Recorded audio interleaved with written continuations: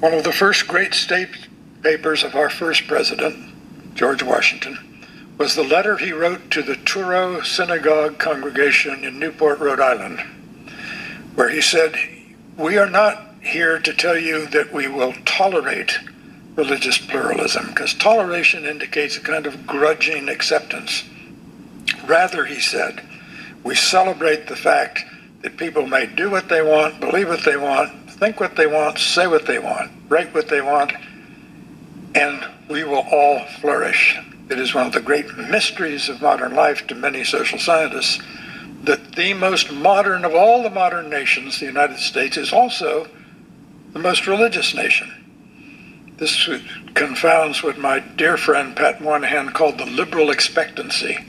The expectation that as societies became more rational and industrial and commercial, they would become more secular. Not so in ours.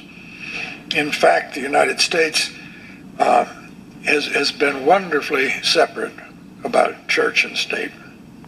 James Madison said that when the first Congress, of which he was a member, did as its first act, hired a chaplain for the Congress, this was, he said starchily, not with my approbation.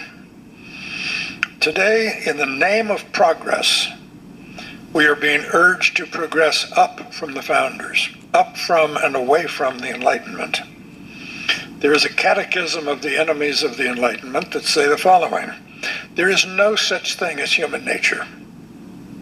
Now this, of course, undermines all of biblical religion by arguing that human nature is a fiction, that human beings are infinitely malleable, that human beings are whatever impress the culture in which they live makes upon them.